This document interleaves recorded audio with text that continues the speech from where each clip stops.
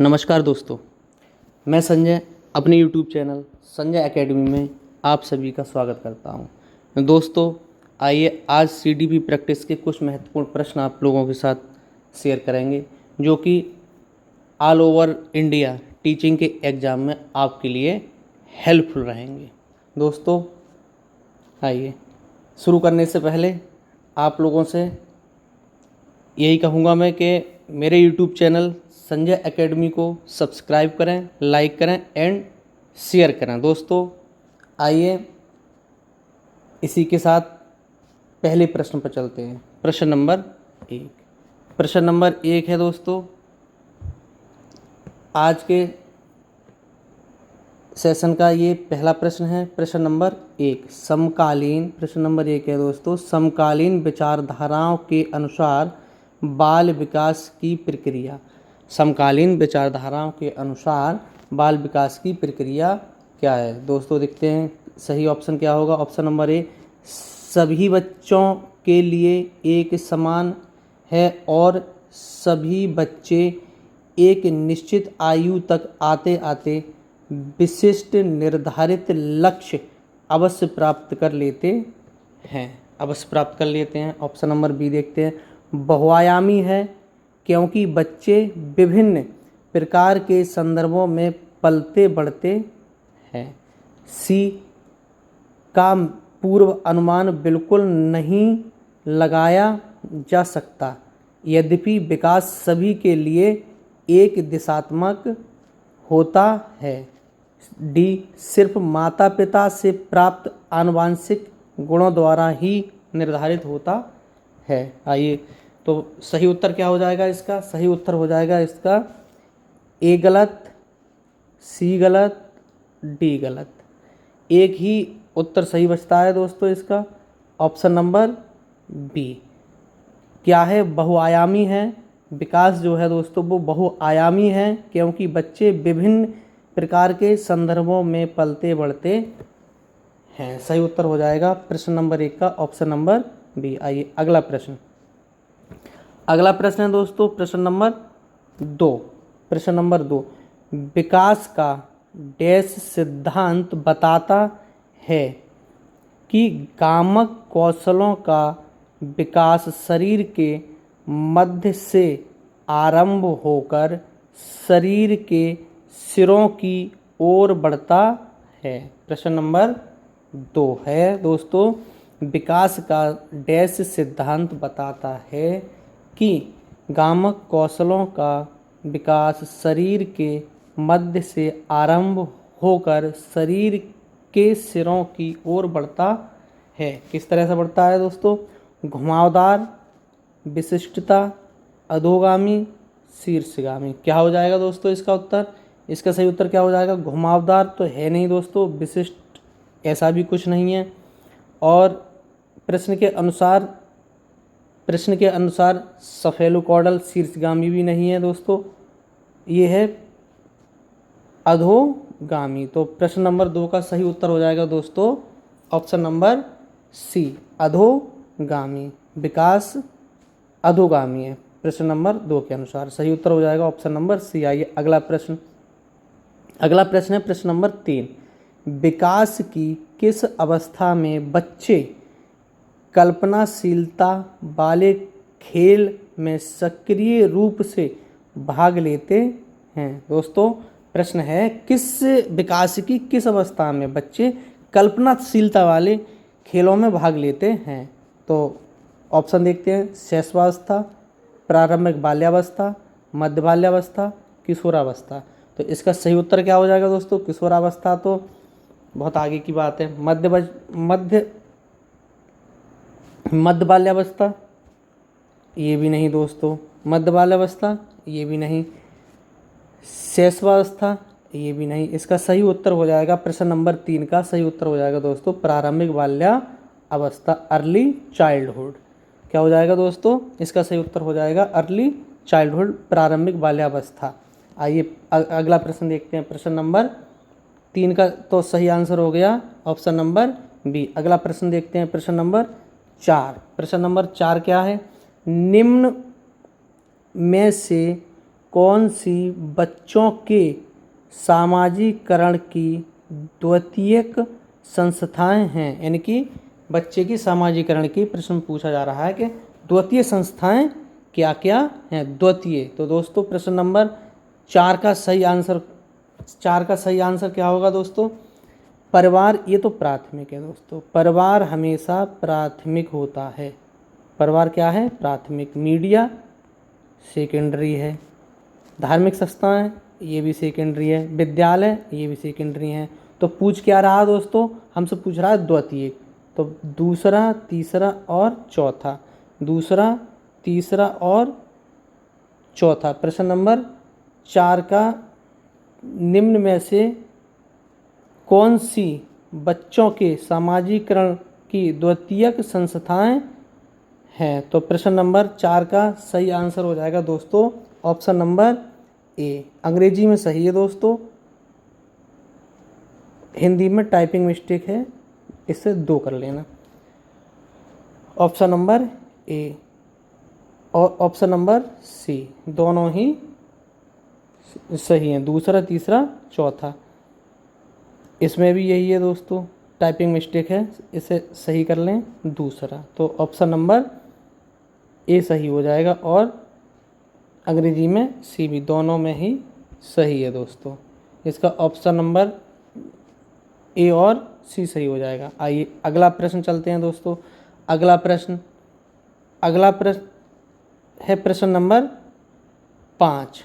इसका सही उत्तर हो जाएगा दोस्तों, निम्न में से कौन सी बच्चों के सामाजिकरण की द्वितीयक संस्थाएं हैं? द्वितीयक संस्थाएं, परिवार प्राथमिक है दोस्तों, हाँ सही है दोस्तों, इसका उत्तर ए ही हो जाएगा। अंग्रेजी में ए और सी दोनों ही सही हैं। आइए दोस्तों अगला प्रश्न, प्रश्न नंबर 5। प्रश्न नंबर 5 देखते हैं दोस्तों, क्या है? रुचि को 3 पेंसिलें दिखाई जाती हैं। वह देखती है कि पेंसिल खा से बड़ी है। पेंसिल का क्या है दोस्तों? खा से बड़ी है। और पेंसिल गा से बड़ी है। पेंसिल गा से बड़ी है। जब रुचि यह निष्कर्ष निकालती है कि का गा से बड़ी है, तो वह जीन पियाजे के किस संज्ञानात्मक विकास की विशेषता को दर्शाती है? क्रमबद्धता, संरक्षण, सकर्मक अनुमान, परिकल्पना आधारित निगमनात्मक तर्क। तो इसका सही उत्तर क्या हो जाएगा दोस्तों? प्रश्न नंबर 5 का क्रमबद्धता ये भी नहीं, संरक्षण भी नहीं, ये तो बहुत आगे की बात है दोस्तों। तो प्रश्न नंबर 5 का सही उत्तर हो जाएगा दोस्तों, प्रश्न नंबर 5 का सही उत्तर हो जाएगा ऑप्शन नंबर सी, सकर्मक अनुमान। आइए अगला प्रश्न है दोस्तों प्रश्न नंबर 6। जीन पियाजे के संज्ञानात्मक विकास के सिद्धांत के अनुसार मूर्त संक्रियात्मक चरण में बालक निम्न में से क्या कर पाने के योग्य होता है? प्रश्न दोबारा पढ़ते हैं दोस्तों। जीन पियाजे के संज्ञानात्मक विकास के सिद्धांत के अनुसार मूर्त संक्रियात्मक चरण में बालक निम्न में से क्या कर पाने के योग्य होता है? प्रतिवर्तन, ऑप्शन नंबर ए प्रतिवर्तन, बी परिकल्पना आधारित निगमनात्मक तार्किक चिंतन, अमूर्त चिंतन और प्रतिज्ञाति चिंतन। तो सही उत्तर क्या हो जाएगा दोस्तों? प्रश्न नंबर 6 का सही उत्तर हो जाएगा दोस्तों प्रतिवर्तन। सही हो जाएगा उत्तर ए प्रतिवर्तन। डी गलत, सी गलत और बी भी गलत दोस्तों। एक ही आंसर है, वो है ऑप्शन नंबर ए सही। आइए अगला प्रश्न दोस्तों प्रश्न नंबर 7 है, निम्नलिखित में से कौन सा चरण लॉरेंस कोहलबर्ग द्वारा दिए गए नैतिक विकास के सिद्धांत में शामिल नहीं है? यानी लॉरेंस कोहलबर्ग ने जो अपने सिद्धांत दिए हैं उसमें कौन सा शामिल नहीं है? प्रश्न ये है दोस्तों, क्या है? पारंपरिक चरण, अपारंपरिक चरण, उत्तर पारंपरिक चरण, पूर्व पारंपरिक चरण। तो इसका सही उत्तर क्या हो जाएगा दोस्तों? प्रश्न नंबर 7 का पारंपरिक चरण ये तो है दोस्तों, ये लॉरेंस कोहलबर्ग ने दिया है। उत्तर पारंपरिक चरण ये भी दिया है दोस्तों। प्रश्न नंबर 7 देख रहे हैं हम लोग, प्रश्न नंबर 7 ये भी है दोस्तों। और पूर्व पारंपरिक चरण ये भी है। अपारंपरिक चरण ऐसा कोई चरण लॉरेंस कोहलबर्ग ने नहीं दिया है, इसीलिए बी गलत है, इसीलिए बी सही है। तो इसका सही उत्तर हो जाएगा प्रश्न नंबर 7 का ऑप्शन नंबर बी, अपारंपरिक चरण। आइए अगला प्रश्न, प्रश्न नंबर 8। प्रश्न नंबर 8 देखते हैं दोस्तों क्या है। एक अध्यापिका अपनी कक्षा के लिए लेव वाइगोत्स्की के सामाजिक संरचनावादी सिद्धांतों पर आधारित शिक्षण अधिगम प्रक्रिया तैयार करना चाहती है। उसे निम्न में से किसके प्रयोग से बचना चाहिए? किससे बचना चाहिए दोस्तों? इस बचना पे विशेष ध्यान देना है हमारे लिए। प्रश्न दोबारा पढ़ते हैं। एक अध्यापिका अपनी कक्षा के लिए लेव वाइगोत्स्की के सामाजिक संरचनावादी सिद्धांतों पर आधारित शिक्षण अधिगम प्रक्रिया तैयार करना चाहती है। उसे निम्न में से किसके प्रयोग से बचना चाहिए? ऑप्शन देखते हैं। ऑप्शन नंबर 1 सामाजिक संदर्भों पर आधारित शिक्षण अधिगम की अभिकल्पना करना।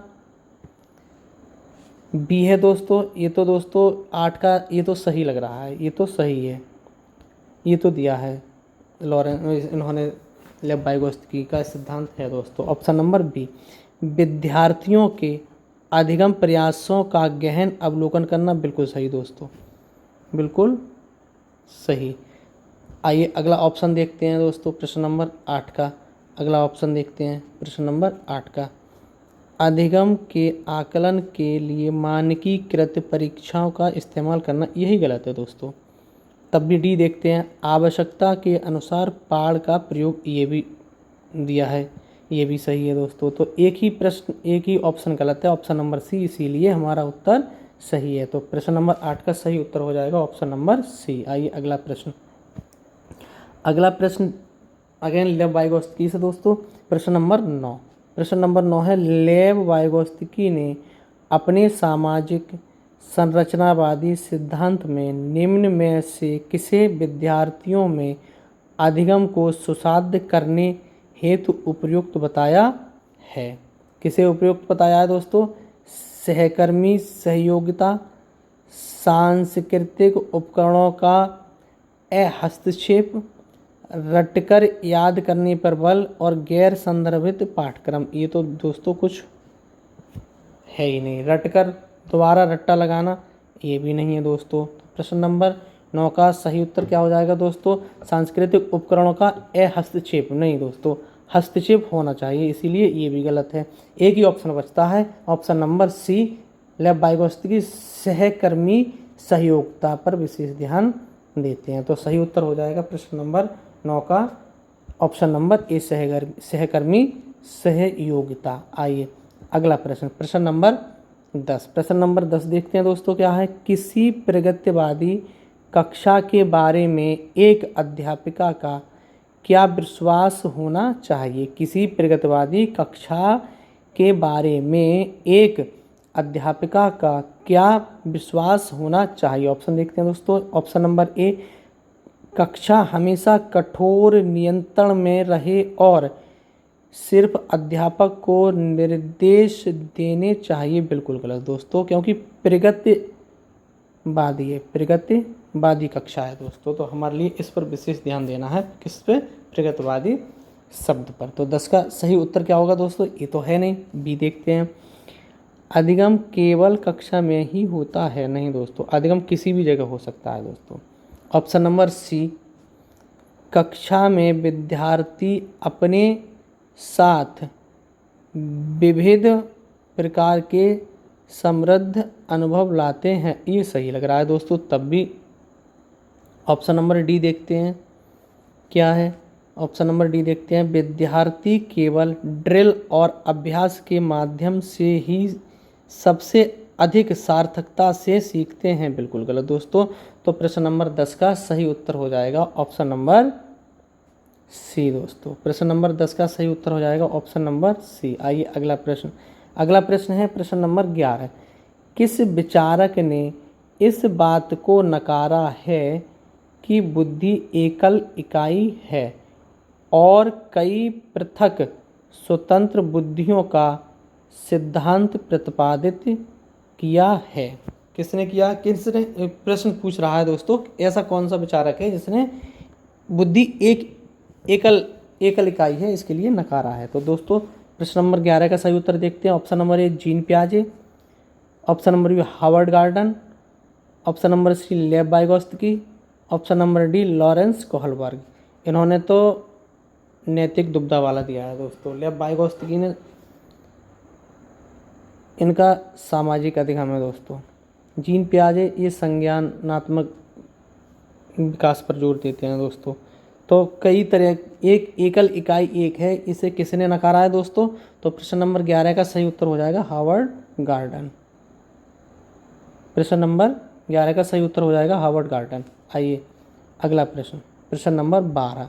प्रश्न नंबर 12 देखते हैं दोस्तों। खिलौने के रूप में गुड़िया मिलने पर रोहन की प्रतिक्रिया थी, मुझे यह खिलौना पसंद नहीं है। क्या नहीं है दोस्तों? पसंद नहीं है, क्योंकि लड़के गुड़िया से नहीं खेलते। यह किसका उदाहरण है? प्रश्न सीधा है दोस्तों। ऑप्शन देखते हैं, उत्तर क्या है इसका? जेंडर प्रासंगिकता, जेंडर भेदभाव, जेंडर रूढ़िवादिता, जेंडर स्थिरता। तो इसका सही उत्तर क्या हो जाएगा दोस्तों? प्रश्न नंबर 12 का सही उत्तर हो जाएगा दोस्तों। प्रश्न नंबर 12 का सही उत्तर हो जाएगा जेंडर रूढ़िवादिता। ये सीधी सीधी जेंडर स्टीरियोटाइप की तरफ इशारा करता है प्रश्न। तो सही उत्तर हो जाएगा प्रश्न नंबर 12 का जेंडर रूढ़िवादिता। आइए दोस्तों अगला प्रश्न। अगला प्रश्न है प्रश्न नंबर 13। प्रश्न नंबर 13 दोस्तों, अगला प्रश्न है प्रश्न नंबर 13।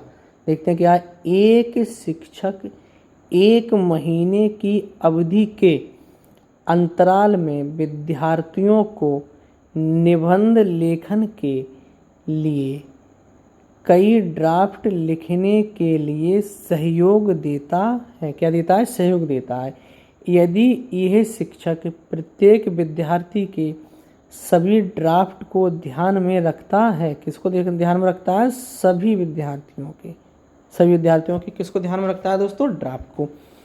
और उन सभी ड्राफ्टों पर काम करने की प्रक्रिया को भी मान्यता देता है, तो इस प्रकार के मूल्यांकन को क्या कहेंगे? क्या कहेंगे दोस्तों? इस प्रकार के मूल्यांकन को क्या कहेंगे? योगात्मक, मानक संदर्भित, रचनात्मक और मानकीकृत। सही उत्तर क्या हो जाएगा दोस्तों? प्रश्न नंबर 13 का, प्रश्न नंबर 13 का योगात्मक है नहीं दोस्तों, मानक संदर्भित भी नहीं और मानकीकृत भी नहीं है, ये है रचनात्मक। क्या है दोस्तों? फॉर्मेटिव, रचनात्मक। तो प्रश्न नंबर 13 का सही उत्तर हो जाएगा ऑप्शन नंबर सी, रचनात्मक। आइए अगला प्रश्न। अगला प्रश्न देखते हैं दोस्तों क्या है। एक बहुभाषी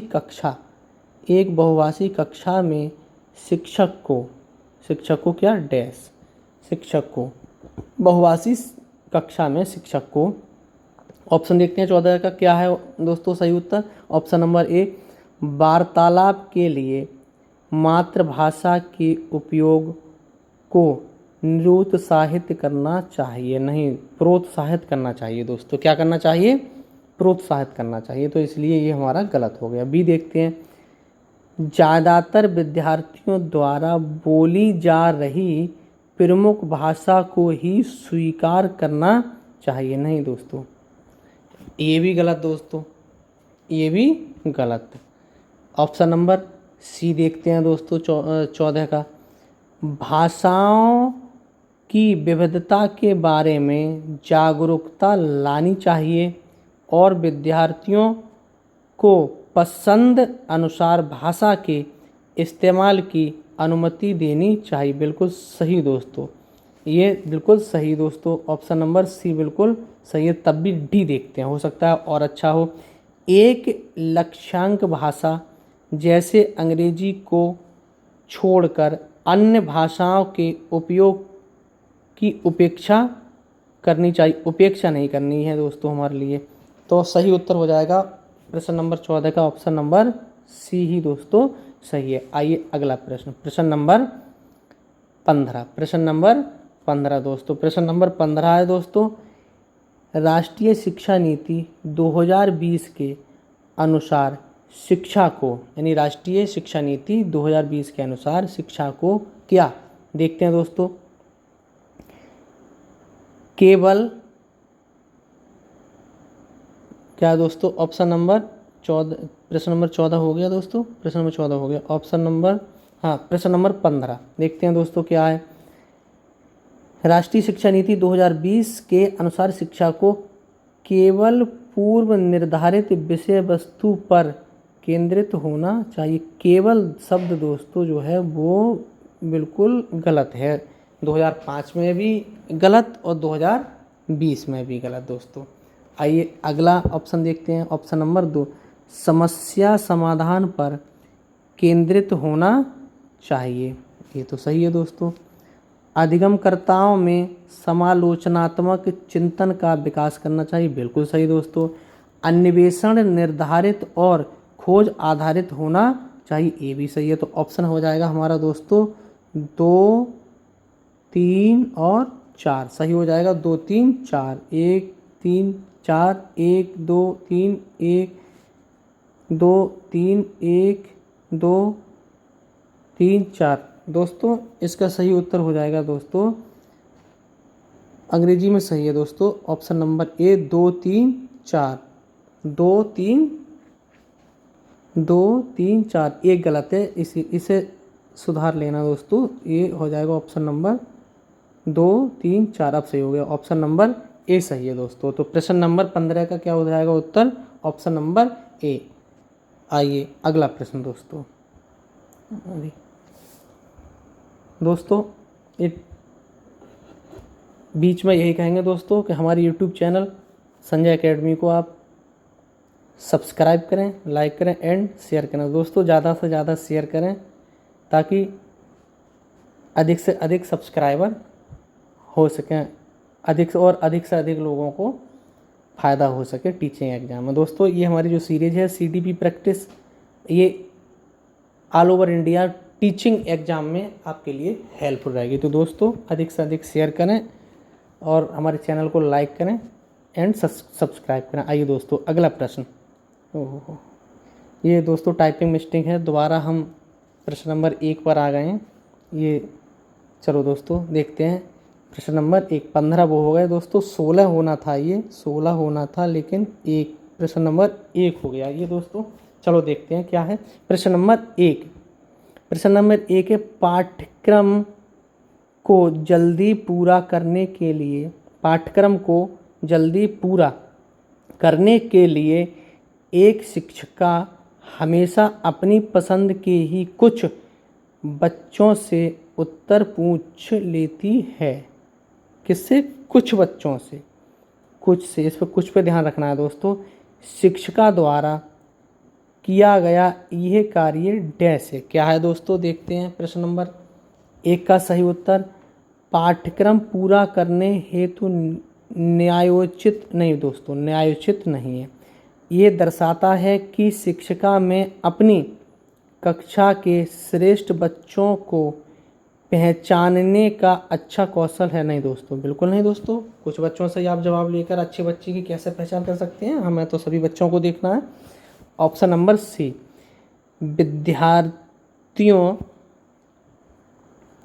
विद्यार्थियों को समान अवसर की उपलब्धता से वंचित करता है, बिल्कुल दोस्तों, ये बिल्कुल सही है दोस्तों, क्योंकि यही गलत है, यही गलत है दोस्तों, तब भी ये ऑप्शन नंबर सी सही है दोस्तों। डी भी देखते हैं, सभी विद्यार्थियों के समान सम्मिलन को सुनिश्चित करने में प्रभावशाली होगा, नहीं दोस्तों, ये तो इनका प्रभावशाली नहीं होगा।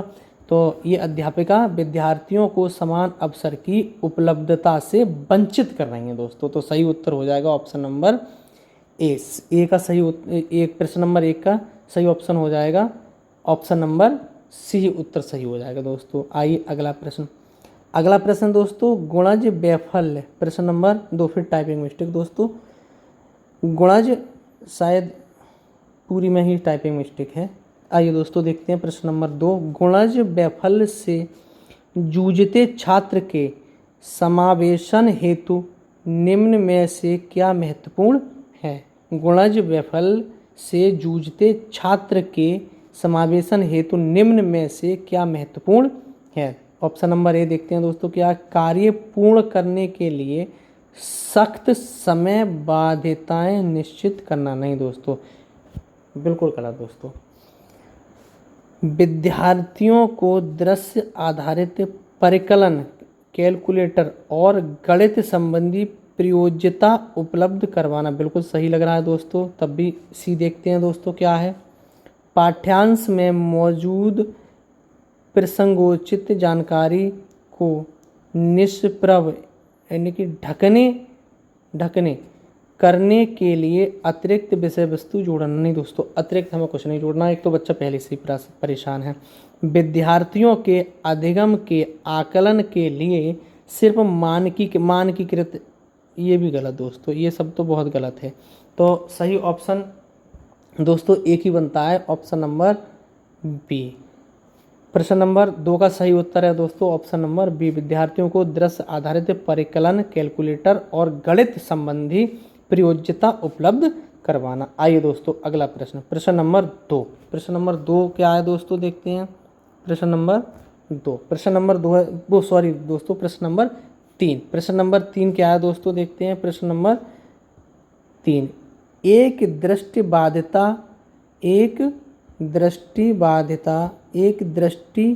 बाधिता वाले विद्यार्थी के लिए निम्न में से कौन सी सामग्री लाभदायक नहीं होगी, यानी कि इसके लिए कौन सी लाभदायक नहीं होगी दोस्तों। आइए दोस्तों देखते हैं इसका सही उत्तर क्या होगा। ए स्पर्शिक ग्लोब, ये तो लाभदायक होगी दोस्तों। छोटे अक्षरों वाली पुस्तकें, बिल्कुल सही दोस्तों, यही लाभदायक नहीं हो क्योंकि यही गलत है, इसीलिए हमारा सही लग रहा है, लेकिन तब भी और ऑप्शन देखते हैं दोस्तों। दृश्यपट पठन सॉफ्टवेयर, बिल्कुल नहीं दोस्तों, ये भी बिल्कुल गलत। ब्रेल लिपि वाली पुस्तकें,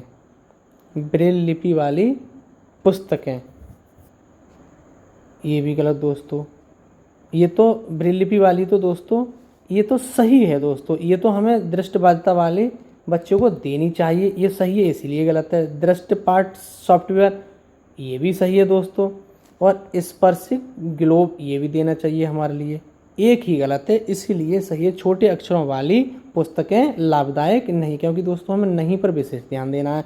तो प्रश्न नंबर 3 का सही उत्तर हो जाएगा ऑप्शन नंबर बी, छोटे अक्षरों वाली पुस्तकें। आइए अगला प्रश्न दोस्तों, अगला प्रश्न है प्रश्न नंबर 4। प्रश्न नंबर 4, कथन ए, भाषा शिक्षण के दौरान एक अध्यापिका को लिखित सामग्री के साथ साथ श्रवण पुस्तकें भी उपलब्ध करवानी चाहिए। तर्क क्या है दोस्तों इसका। प्रस्तुतिकरण के विविध विकल्प विभिन्न अधिगमकर्ताओं की ज़रूरतों को पूरा कर पाते हैं, जैसे कि पठन विकारों से जूझते विद्यार्थी। सही विकल्प चुनिए। तो इसका सही उत्तर क्या हो जाएगा दोस्तों, प्रश्न नंबर 4 का सही उत्तर क्या हो जाएगा, ऑप्शन नंबर ए, क्योंकि हमारी ए भी सही है दोस्तों और तर्क भी सही है, तो सीधा उत्तर हो जाएगा ए और आर दोनों सही हैं और आर ए की सही व्याख्या करता है। तो प्रश्न नंबर 4 का सही उत्तर हो जाएगा दोस्तों ऑप्शन नंबर ए। आइए अगला प्रश्न, अगला प्रश्न है दोस्तों प्रश्न नंबर 5। प्रश्न नंबर 5 दोस्तों, प्रश्न नंबर 5 है दोस्तों, एक सृजनात्मक बालक में निम्न में से कौन से गुण मौजूद होंगे। एक सृजनात्मक बच्चे में दोस्तों कौन से गुण मौजूद होंगे। अपसारी चिंतन, अभिसारी चिंतन, मूर्त चिंतन की योग्यता, नवीन आमुख उत्पादन की योग्यता। सही उत्तर क्या हो जाएगा दोस्तों, प्रश्न नंबर 5 का सही उत्तर क्या हो जाएगा दोस्तों, 5, प्रश्न नंबर 5 का सही उत्तर क्या हो जाएगा दोस्तों? प्रश्न नंबर 5 का सही उत्तर क्या हो जाएगा? अपसारी चिंतन बिल्कुल होना चाहिए दोस्तों। अमूर्त चिंतन होना चाहिए दोस्तों। नवीन आमुख उत्पादन योग्यता ये भी होना चाहिए। अभिसारी चिंतन ये नहीं दोस्तों, ये कन्वर्जेंट थिंकिंग से जुड़ा हुआ है, डाइवर्जेंट थिंकिंग से नहीं है। तो दोस्तों इसका सही उत्तर हो जाएगा हमारा ऑप्शन नंबर, प्रश्न नंबर 5 का सही उत्तर हो जाएगा option number C. Option number C, क्योंकि हमारा 1 भी सही है, 3 भी सही है और 4 भी सही है। 1, 3, 4 ऑप्शन नंबर सी सही हो जाएगा दोस्तों। आइए अगला प्रश्न, अगला प्रश्न देखते हैं दोस्तों क्या है। फिर अजरसन वाला प्रश्न है दोस्तों। कथन ए, कक्षा में मूल्यांकन के लिए शिक्षकों को विविध विधियों का प्रयोग करना चाहिए। बिल्कुल सही लग रहा है दोस्तों। आइए तर्क देखते हैं इसका दोस्तों। तर्क क्या है? कारण एक कक्षा में बच्चे की सफलता और असफलता को केवल पेपर पेंसिल परीक्षण के द्वारा सही और पूर्ण रूप से नहीं निर्धारित किया जा सकता। बिल्कुल सही दोस्तों। तो हमारा सीधा उत्तर हो जाएगा इसका ऑप्शन नंबर ए।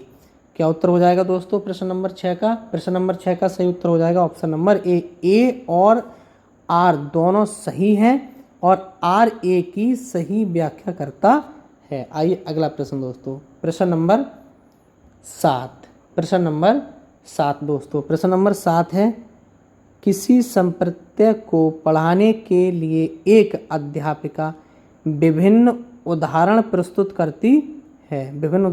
करती है और उसके बाद विद्यार्थियों को उन उदाहरणों द्वारा एकत्र जानकारी के आधार पर नियम निर्धारित करने को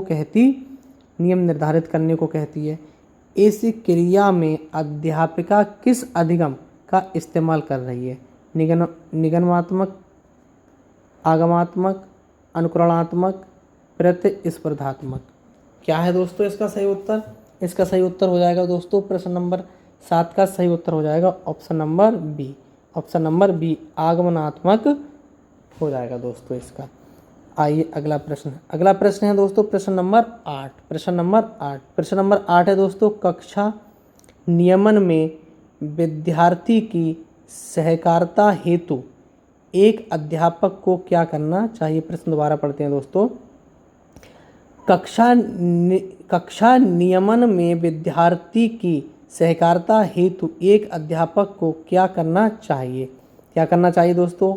ऑप्शन नंबर ए, स्वयं ही कठोर और अटल नियमों का निर्धारण। बिल्कुल गलत दोस्तों, कठोर नियम नहीं हो सकते। प्रश्न नंबर 8 का एक गलत बिल्कुल। बी देखते हैं दोस्तों, विद्यार्थियों के दुर्व्यवहार के बारे में अभिभावकों से बार बार शिकायत, ये भी गलत दोस्तों, ये भी गलत। मापदंडों का पालन न करने पर विद्यार्थियों की भर्त्सना करना, मजाक बनाना, ये भी गलत दोस्तों। एक ही ऑप्शन बचता है, डी ही सही है। तब भी पढ़ लेते हैं दोस्तों क्या है।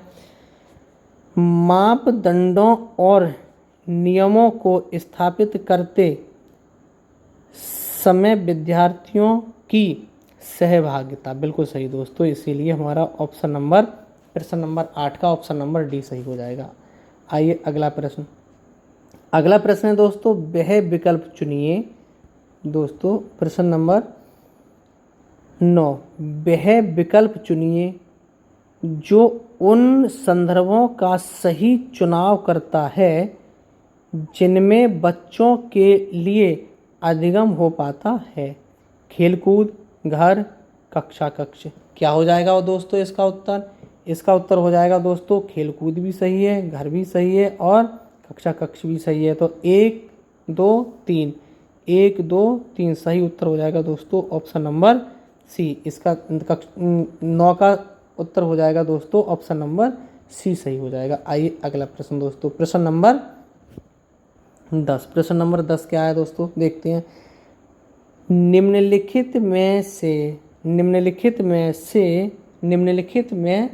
से कौन सी तकनीक छात्रों में समस्या समाधान, कौशलों के विकास हेतु प्रभावशाली नहीं है। फिर दोस्तों हमारे लिए ध्यान देना है, मुद्दों पर चर्चा को सुसाध्य करना और छात्रों को चर्चा में भाग लेने के लिए प्रोत्साहित करना, बिल्कुल करना चाहिए दोस्तों।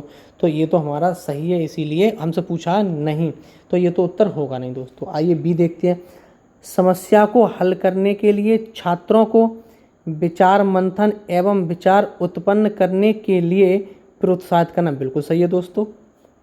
तो ये भी उत्तर नहीं हुआ। सी देखते हैं दोस्तों, समस्या का समाधान खोजने के लिए छात्रों को विविध प्रकार की शिक्षण सामग्री प्रदान करना, ये भी सही है दोस्तों, इसीलिए हमारा उत्तर नहीं है। एक ही ऑप्शन बचता है, ऑप्शन नंबर डी। हर समस्या के लिए एक ही जैसी पूर्व निर्धारित चरण दर चरण प्रक्रिया का इस्तेमाल पर बल देना, यही गलत है, इसीलिए सही है। तो प्रश्न नंबर 10 का सही उत्तर हो जाएगा दोस्तों ऑप्शन नंबर डी। आइए अगला प्रश्न है दोस्तों प्रश्न नंबर 11।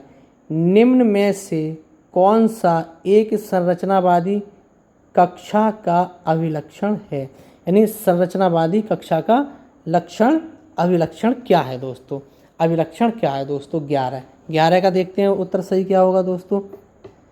अधिगम प्रक्रिया में अधिगमकर्ता निष्क्रिय होते हैं, नहीं दोस्तों, सक्रिय होते हैं, निष्क्रिय बिल्कुल नहीं होते दोस्तों। तो ये तो हमारा उत्तर हुआ नहीं।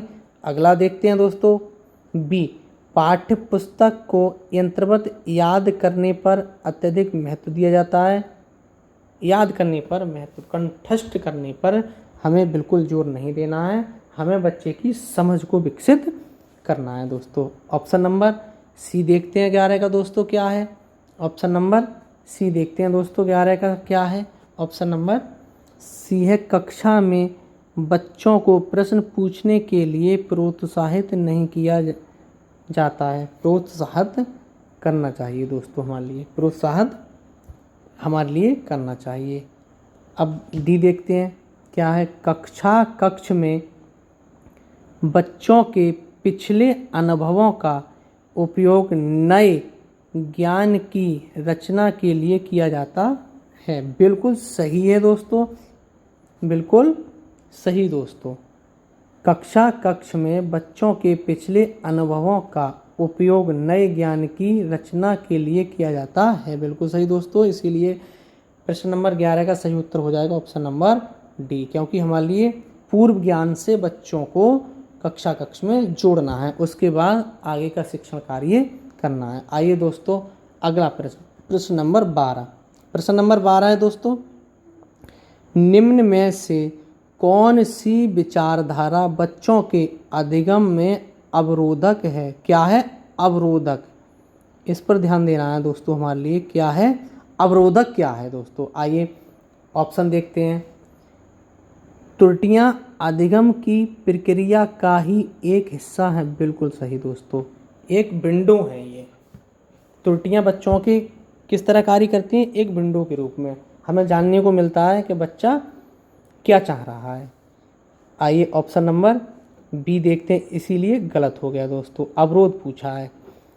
अधिगमकर्ताओं के लिए त्रुटियां करना एक लज्जाजनक कार्य है, नहीं दोस्तों, ये तो बिल्कुल गलत है, इसीलिए सही हो गया क्योंकि हमसे गलती पूछ रहे हैं। आइए तब भी अगला ऑप्शन देखते हैं दोस्तों। त्रुटियां अधिगमकर्ताओं की संकल्पनात्मक समझ में अंतरालों की जानकारी देती हैं, बिल्कुल सही है दोस्तों, इसीलिए गलत हो गया। डी देखते हैं, अधिगमकर्ताओं को डांट के भय के बिना त्रुटियां करने के लिए मौके मिलने चाहिए, बिल्कुल सही दोस्तों, इसीलिए गलत हो गया। तो एक ही ऑप्शन बचता है दोस्तों, ऑप्शन नंबर बी 12 का, यही उत्तर सही है हमारा। 12 का सही उत्तर हो जाएगा ऑप्शन नंबर बी। आइए अगला प्रश्न दोस्तों, प्रश्न नंबर 13 है दोस्तों, निम्न में से कौन सा बाह्य अप्रेरणा का एक उदाहरण है? बाह्य अप्रेरणा क्या है दोस्तों? बाह्य अप्रेरणा पर हमारे लिए ध्यान देना है। ऑप्शन देखते हैं दोस्तों। अपने अधिगम को दृढ़ करने के लिए शोध करते समय अमन विभिन्न स्रोतों की सहायता लेता है, बिल्कुल सही है दोस्तों, बिल्कुल सही है दोस्तों, इसीलिए गलत है, क्योंकि ये आंतरिक अवप्रेरणा का उदाहरण है दोस्तों। हमें देखना है बाह्य अवप्रेरणा, किस पर ध्यान देना है हमारे लिए, बाह्य अवप्रेरणा, ये हो गया आंतरिक का दोस्तों। आइए बी देखते हैं। नकद इनाम पाने हेतु रेयान एक परियोजना के लिए विभिन्न स्रोतों से खोज करता है। इनाम पाने के लिए, ये बाह्य हो गई दोस्तों, क्या हो गई, बाह्य, तो यही सही है दोस्तों हमारा। प्रश्न नंबर 13 का ऑप्शन नंबर बी सही है। तब भी सी देखते हैं दोस्तों क्या है, हो सकता है इससे और अच्छा आंसर मिल जाए हमें। सितारा अपने स्व संतोषण के लिए अपने से बड़ों से नियमित तौर पर प्रतिपुष्टि लेती है। बिल्कुल सही है दोस्तों, ये हो गया, ये गलत है दोस्तों, क्योंकि ये है आंतरिक का उदाहरण। डी देखते हैं दोस्तों। अपने व्यक्तिगत अभिरुचि एवं अपनी क्षमताओं को बढ़ाने के लिए कुलमित क्रियाकलाप का नियमित रूप से अभ्यास करता है। ये भी आंतरिक का हो गया दोस्तों, इसीलिए गलत है। तो बाह्य अवप्रेरणा का एक ही ऑप्शन है दोस्तों, ऑप्शन नंबर बी, नगद इनाम पाने हेतु रेयान एक परियोजना के लिए विभिन्न स्रोतों से खोज करता है, ये बाह्य हो गया दोस्तों। तो प्रश्न नंबर 13 का सही उत्तर है ऑप्शन नंबर बी सही। आइए अगला प्रश्न, प्रश्न नंबर 14। प्रश्न नंबर 14 देखते हैं दोस्तों क्या है। प्रश्न नंबर 14 है, कोविड-19 महामारी के दौरान तनाव ने विद्यार्थियों के प्रदर्शन को नकारात्मक रूप से प्रभावित किया है। यह निम्नलिखित में से किस प्रकार के संबंध को स्पष्ट करता है। प्रतियोगिता और संज्ञान, संज्ञान और संवेग, आनुवंशिकता और निष्पादन, आनुवंशिकता और वातावरण। सही उत्तर क्या हो जाएगा दोस्तों 14 का, बी भी गलत दोस्तों, और सी भी गलत, और ए भी गलत दोस्तों। तो किस तरह प्रभावित किया है कोविड-19 ने दोस्तों, संज्ञान और संवेग। तो इसका सही उत्तर हो जाएगा, प्रश्न नंबर 14 का सही उत्तर हो जाएगा ऑप्शन नंबर बी, संज्ञान और संवेग। आइए अगला प्रश्न दोस्तों, अगला प्रश्न है प्रश्न नंबर 15। अधिगम के अधिक सार्थक और प्रभाव, अधिगम अधिक सार्थक और प्रभावशाली होता है अगर वह मुख्यतः क्या चीज़ मुख्यतः दोस्तों देखते हैं, शिक्षक निर्देशित है, सहपाठियों द्वारा निर्देशित है, पाठ पुस्तक केंद्रित है, स्व निर्देशित है। तो प्रश्न नंबर 15 दोबारा पढ़ते हैं दोस्तों क्या है।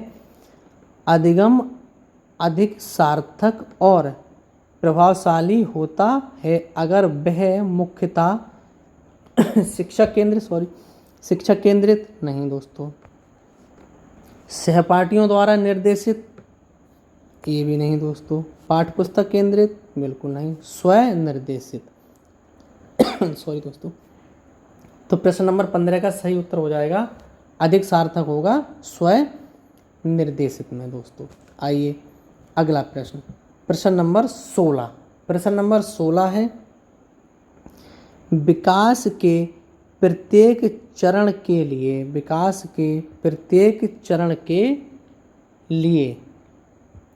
प्रश्न नंबर 16 देखते हैं दोस्तों। विकास के प्रत्येक चरण के लिए सामाजिक अपेक्षा को क्या कहा जाता है। प्रश्न नंबर 16 है दोस्तों, आइए गैस कीजिएगा इसका सही आंसर क्या होगा दोस्तों। विकास के प्रत्येक चरण के लिए सामाजिक अपेक्षा को क्या कहा जाता है। विकासात्मक कार्य, विकासात्मक आवश्यकताएं, विकासात्मक बाधाएं, विकासात्मक क्षेत्र। सही उत्तर क्या होगा दोस्तों प्रश्न नंबर 16 का। प्रश्न नंबर 16 का सही उत्तर क्या होगा दोस्तों, प्रश्न दोबारा पढ़ते हैं। विकास के प्रत्येक चरण के लिए सामाजिक अपेक्षाओं को क्या कहा जाता है। तो डी देखते हैं दोस्तों, विकासात्मक क्षेत्र नहीं दोस्तों, विकासात्मक बाधा ये भी नहीं दोस्तों। विकासात्मक आवश्यकता ये भी नहीं दोस्तों। विकासात्मक कार्य सही है, इसका सही उत्तर हो जाएगा प्रश्न नंबर 16 का सही उत्तर हो जाएगा दोस्तों ऑप्शन नंबर ए विकासात्मक कार्य। आइए दोस्तों अगला प्रश्न, प्रश्न नंबर 16 का तो सही उत्तर हो गया दोस्तों ऑप्शन नंबर ए विकासात्मक कार्य। आइए अगला प्रश्न, प्रश्न नंबर 17 विकास कैसे दोस्तों क्या है प्रश्न नंबर 17। प्रश्न नंबर 17 का सही उत्तर क्या है दोस्तों विकास डैश। तो सही उत्तर क्या हो जाएगा दोस्तों विकास शरीर के मध्य से बाहर की दिशा में होता है। विकास शरीर के मध्य से बाहर की दिशा में होता है। बी नीचे से ऊपर की ओर होता है। एक आयामी है नहीं दोस्तों, ये बहुआयामी है, एक आयामी नहीं है, ये बहुआयामी है। वातावरणीय कारकों से प्रभावित नहीं होता। नहीं दोस्तों ये तो होता है, वातावरणीय कारकों से तो प्रभावित होता है। एक आयामी नहीं है दोस्तों, ये बहुआयामी है, इसलिए हमारा उत्तर नहीं है। नीचे से ऊपर की ओर होता है नहीं दोस्तों, एक ही ऑप्शन बचता है ऑप्शन नंबर ए विकास शरीर के मध्य से बाहर की दिशा में होता है। तो इसीलिए प्रश्न नंबर 17 का सही उत्तर हो जाएगा दोस्तों ऑप्शन नंबर ए विकास शरीर के मध्य से बाहर की दिशा में होता है। आइए अगला प्रश्न दोस्तों, अगला प्रश्न है अजरसन स्टेटमेंट वाला प्रश्न है दोस्तों, काफ़ी लेंथी है, पढ़ते हैं दोस्तों। प्रश्न नंबर 18, प्रश्न नंबर 18 क्या कह रहा है देखते हैं दोस्तों। कथन ए संज्ञानात्मक विकास मध्य बाल्यावस्था तक तेजी से विकसित होता है और फिर ठहर जाता है। क्या हो जाता है दोस्तों ठहर जाता है, ठहरता नहीं है दोस्तों, विकास हमेशा चलता रहता है। तर्क देखते हैं क्या, तो हमारा ए तो गलत हो गया दोस्तों। तर्क देखते हैं, तर्क क्या है। मानव मध्य बाल्यावस्था के चरण के बाद नई चीज़ें नहीं सीख सकते। नहीं दोस्तों बिल्कुल सीख सकते हैं, सही विकल्प चुनें। आइए दोस्तों एक बार प्रश्न और देख लेते हैं सॉरी। कथन ए संज्ञानात्मक विकास मध्य बाल्यावस्था तक तेजी से विकसित होता है, ये तो बात सही है दोस्तों, यहाँ तक तो सही है दोस्तों। फिर ठहर जाता है, ये गलत है दोस्तों, इसीलिए हमारा ये तो गलत हो गया। आइए तर्क देखते हैं। आर मानव मध्य बाल्यावस्था के चरण के बाद नई चीज़ें नहीं सीख सकते। नहीं दोस्तों जीवन पर्यंत हम कुछ ना कुछ सीखते रहते हैं, इसीलिए हमारा आर भी गलत हो गया। देखते हैं दोस्तों क्या सही उत्तर होगा। ए और आर दोनों सही हैं, आर सही व्याख्या करता है, ए की नहीं दोस्तों गलत। ए और आर दोनों सही हैं लेकिन आर सही व्याख्या नहीं है, ए की नहीं दोस्तों, दोनों ही गलत हैं हमारे। क्या है दोस्तों दोनों ही गलत हैं। आइए सी देखते हैं। ए सही है लेकिन आर गलत है। नहीं दोस्तों ए और आर दोनों ही गलत हैं, एक ही ऑप्शन बचता है ऑप्शन नंबर डी। ए और आर दोनों गलत हैं, यही सही है दोस्तों option number D. Option number D सही है दोस्तों। तो प्रश्न नंबर 18, प्रश्न नंबर 18 का सही उत्तर हो जाएगा ऑप्शन नंबर डी। ए और आर दोनों गलत हैं। आइए अगला प्रश्न, अगला प्रश्न दोस्तों प्रश्न नंबर 19। प्रश्न नंबर 19 देखते हैं क्या है दोस्तों। विद्यार्थियों का एक समूह अपने खेल के दौरान एक लोकप्रिय नृत्य रियलिटी शो के दृश्य दर्शाता है। 8 वर्षीय सना एक जज के तौर पर दूसरे बच्चों के नृत्य पर टिप्पणियां करती है। यह परिस्थिति बच्चों के सामाजिकरण में डैश की महत्वपूर्ण भूमिका दर्शाता है। दोस्तों काफ़ी बड़ा प्रश्न है, एक बार और पढ़ते हैं, गैस कीजिएगा दोस्तों इसका सही उत्तर होगा क्या होगा सही उत्तर। विद्यार्थियों का एक समूह अपने खेल के दौरान एक लोकप्रिय नृत्य रियलिटी शो के दृश्य दर्शाता है। 8 वर्षीय सना एक जज के तौर पर दूसरे बच्चों के नृत्य पर टिप्पणियां करती है। क्या करती है? टिप्पणियां करती है। यह परिस्थिति बच्चों के सामाजिकरण में डैश की महत्वपूर्ण भूमिका दर्शाता है। क्या दर्शाता है दोस्तों? धार्मिक संस्थान, परिवार, मीडिया, विद्यालय। सही उत्तर क्या हो जाएगा दोस्तों? प्रश्न नंबर 19 का क्या सही उत्तर हो जाएगा?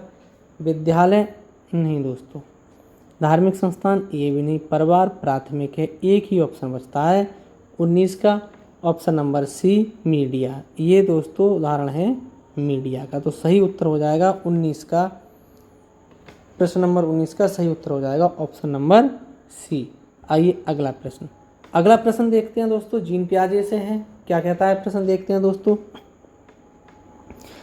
जीन पियाजे के संज्ञानात्मक सिद्धांत के अनुसार बच्चे किस अवस्था में वस्तुओं को कहे गए क्रम में लगाने की योग्यता पा लेते हैं? क्या है दोस्तों? प्रश्न नंबर 20 का, प्रश्न नंबर 20 का सही उत्तर क्या हो जाएगा दोस्तों? प्रश्न दोबारा देखते हैं। जीन पियाजे के संज्ञानात्मक सिद्धांत के अनुसार बच्चे किस अवस्था में वस्तुओं को कहे गए क्रम में लगाने की योग्यता पा लेते हैं? सांवेदिक पेशीय।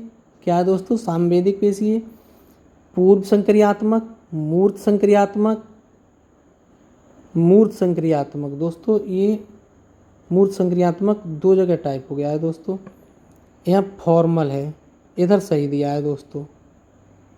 Sensory motor, pre operational, concrete operational, formal operational. तो दोस्तों इसका सही उत्तर क्या हो जाएगा दोस्तों? इसका सही उत्तर क्या हो जाएगा? प्रश्न नंबर 20 का करेक्ट आंसर क्या हो जाएगा दोस्तों? Sensory motor. ये तो दोस्तों गलत है। प्री ऑपरेशनल ये भी गलत है दोस्तों। कॉन्क्रीट ऑपरेशनल 7 से 11 की बात करता है दोस्तों, बिल्कुल यही सही है दोस्तों। क्या है? मूर्त संक्रियात्मक। यहाँ हिंदी में दोनों ही सही हैं दोस्तों, तो इसके लिए हम हटा देते हैं, इसके लिए हटा देते हैं। सही अंग्रेजी में सही टाइपिंग है दोस्तों, ऑप्शन नंबर सी सही हो जाएगा दोस्तों। प्रश्न नंबर 20 का सही हो जाएगा option number C concrete operational. D भी देखते हैं दोस्तों, फॉर्मल ऑपरेशनल, बिल्कुल गलत दोस्तों, ये भी गलत हो जाएगा। तो प्रश्न नंबर 20 का सही उत्तर हो जाएगा option number C concrete operational दोस्तों। आइए दोस्तों अगला प्रश्न देखते हैं। तो दोस्तों आज इतने ही प्रश्न थे दोस्तों, 15 दोस्तों हमने पहले कर लिए, 20 बाद में कर लिए दोस्तों। टोटल प्रश्न हो गए दोस्तों 35। दोस्तों यह 35 प्रश्नों की श्रृंखला आपके लिए कैसी लगी? कमेंट बॉक्स में अपना सुझाव ज़रूर दें दोस्तों। इसमें और बेहतर क्या कर सकते हैं, ये भी सुझाव आप ज़रूर दें दोस्तों। ये 35 प्रश्नों की श्रृंखला आपके लिए बहुत ही ऑल ओवर इंडिया में होने वाले टीचिंग एग्ज़ाम में हेल्पफुल रहेगी। तो दोस्तों इसी के साथ दोस्तों हम अंत में ये कहेंगे आपसे कि हमारे यूट्यूब चैनल संजय एकेडमी को आप सब्सक्राइब करें, शेयर करें एंड लाइक करें दोस्तों।